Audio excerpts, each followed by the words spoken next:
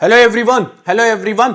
Airport authority of India, ministry of civil aviation 2026 पहली recruitment, पहली भर्ती तो आ चुकी है। और इसके अंदर अगर हम बात करते हैं तो बहुत सारी वैकेंसीज हैं, लेकिन इनमें से एक ऐसी वैकेंसी है जो फ्रेशीज के लिए है, जो फ्रेशर्स के लिए है, जहां पर इंजीनियरिंग की कोई भी ब्रांच से आपने इंजीनियरिंग किया हो आप एलिजिबल रहते हैं।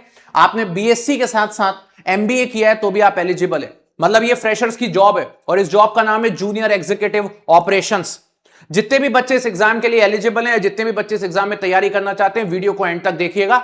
इस पूरी वीडियो के एंड तक मैं आपको बताऊंगा कि क्या एग्जाम का पैटर्न और आपका सिलेबस रह सकता है, किस लेवल का आपका पेपर रह सकता है, सारी बातों को करेंगे।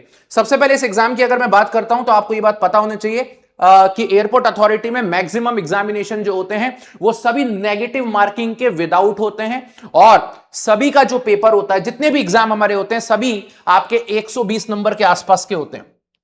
तो ये तो आपको मैं पहले बता देता हूं, 120 क्वेश्चन, 120 मार्क्स के आप लोगों को देखने को मिलते हैं, सारे ही पेपर ऑलमोस्ट। और ये आपके सामने में एग्जाम पैटर्न और सिलेबस लेकर के आया हूं। ये वो पैटर्न है जो लास्ट टाइम पे हुआ था और मोस्ट प्रोबेबली यही पैटर्न आपका इस बार भी फॉलो किया जाएगा। और अगर हम बात करते हैं जूनियर एग्जीक्यूटिव ऑपरेशन में, तो मुझे लगता है बहुत प्यारी जॉब है।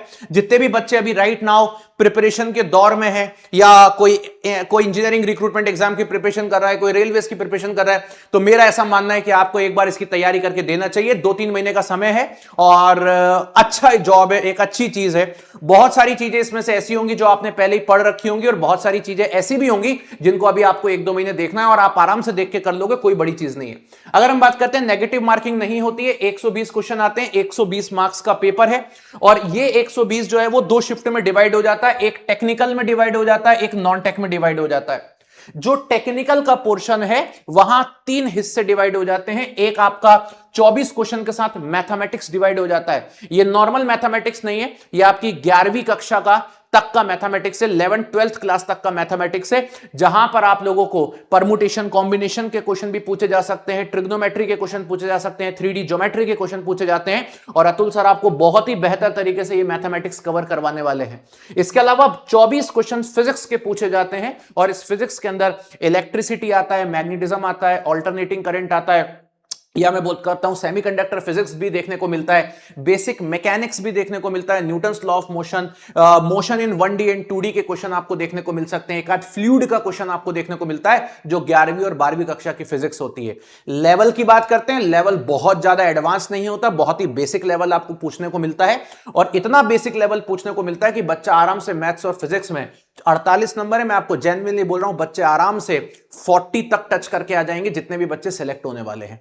इसके अलावा 12 क्वेश्चन आपके यहां पे बिजनेस एडमिनिस्ट्रेशन के पूछे जाएंगे, जो पर्टिकुलर एक ऐसा चैप्टर है जो 11th क्लास की बच्चों को कॉमर्स में पढ़ाया जाता है, मतलब कॉमर्स बैकग्राउंड के बच्चों को पढ़ाया जाता है। तो ये भी हम आपको करवा देंगे, इसकी भी आपको चिंता करने की जरूरत नहीं। दैट इज कॉल्ड 12 मार्क्स का बिजनेस एडमिनिस्ट्रेशन। इसके बाद चलते हैं नॉन टेक पोर्शन पे। तो नॉन टेक पोर्शन मुझे लगता है जितने भी बच्चे आज की डेट में किसी भी एग्जाम की तैयारी कर रहे हैं, तो उनका ये नॉन टेक पोर्शन कुछ हद तक तो अच्छा ही होगा। लेकिन नया क्या है इसके अंदर वो भी बता देता हूं। नॉन टेक पोर्शन में आपकी इंग्लिश पूछी जाती है, पूरी प्रॉपर इंग्लिश होती है, ये प्रॉपर ग्रामर होती है और कुछ भी नहीं होता। एक आध क्वेश्चन आपका यहां पर क्या बोलना चाहिए, एक आध क्वेश्चन आप लोगों का यहां पर सिनोनिम एंटोनिम आ सकता है, अदरवाइज पूरी की पूरी नॉर्मल ग्रामर है, article preposition and all these things. इसके बाद ये क्वांट्स है, एप्टीट्यूड जिसको आप लोग बोलते हो, रीजनिंग है, लॉजिकल रीजनिंग जिसको आप लोग बोलते हो, और जीके जीएस पूछा जाता है। जीके जीएस में ये कुछ क्वेश्चन आपसे करंट अफेयर्स के पूछेंगे, और एक आध 2-3 क्वेश्चन आपके ये एविएशन इंडस्ट्री को लेके भी जीके पूछ सकते हैं, जैसा कि इनके सिलेबस के अंदर मेंशन है। तो मैं ये बोलूंगा कि यहां से हम बच्चा जो हमेशा पेपर में टारगेट करता है वो 50 से ऊपर नंबर लेकर के टारगेट करता है, और यहां पे भी हम 50 के ऊपर नंबर लेकर के टारगेट करेंगे। 100 के ऊपर हम पहुंच जाएंगे। हमारा सिलेक्शन के पूरे पूरे प्रबल दावेदार हैं हम, सिलेक्शन लेकर के 100 से लेकर के 105 के बीच में हमें फोड़ना है, नेगेटिव मार्किंग है नहीं। तो इस लेवल पर हमें पढ़ाई करनी है, इतने मार्क्स हमको लेकर के आना है, ये पूरा का पूरा एग्जाम पैटर्न और सिलेबस है। अब बात आती है किन स्टूडेंट्स को इसकी तैयारी करना चाहिए। देखिए आज की डेट में आप किसी भी एग्जाम की तैयारी कर रहे थे तो कहीं ना कहीं एप्टीट्यूड, रीजनिंग, जीके जीएस आप पढ़ ही रहे थे। थोड़ा सा आप अपना फोकस इंग्लिश पे रख लीजिए, थोड़ा सा एविएशन जीके पे फोकस रख लीजिए, आपका नॉन टेक्निकल अच्छे से कवर्ड है। अब बात करते हैं इसके बारे में। यहां पर अगर मैं बात करता हूं, बिजनेस एडमिनिस्ट्रेशन सभी बच्चों के लिए नया है। कोई भी ऐसा स्टूडेंट नहीं होगा आज की डेट में जो बिजनेस एडमिनिस्ट्रेशन को इतने दिनों से पढ़ रहा था। कोई भी बच्चा, चाहे वो बीएससी ग्रेजुएट हो, चाहे वो इंजीनियरिंग ग्रेजुएट हो। तो थोड़ा सा यहां पर फोकस कर लेते हैं। कुछ कुछ टूल्स, कुछ कुछ लॉज, कुछ कुछ चीजें यहां पर देख लेते हैं, साथ में बात करते हैं इसके बारे में, तो थोड़ी सी यहां पर प्रैक्टिस करते हैं। इसके बारे में आप हम पे छोड़ दीजिए चीजें, हम आपकी बेहतर करवा देंगे। वीडियो के नीचे सभी बच्चे कमेंट करके जाइएगा कि आपको हमसे क्या क्या चीजों की नीड है, किन किन चीजों को हम आपके लिए प्रोवाइड करें, क्या आपके लिए कर सकते हैं, और आप इस एग्जाम के लिए फॉर्म फिलअप करने जा रहे हैं या नहीं जा रहे हैं। इसी के साथ साथ वीडियो के नीचे एक गूगल फॉर्म भी हमने अटैच कर दिया है, उस गूगल फॉर्म को भी भर दीजिएगा। गूगल फॉर्म को जब आप फिल करेंगे तो उसके अंदर आप अपनी नॉर्मल बेसिक डिटेल डाल दीजिएगा कि आप आर यू प्रिपेयरिंग और नॉट, तो वहां पर एक अदर एग्जाम का कॉलम, उस अदर एग्जाम में आप डाल दीजिएगा एएआई जूनियर एग्जीक्यूटिव ऑपरेशन, या सिर्फ ऑपरेशन लिख के उस फॉर्म को जरूर भरिएगा।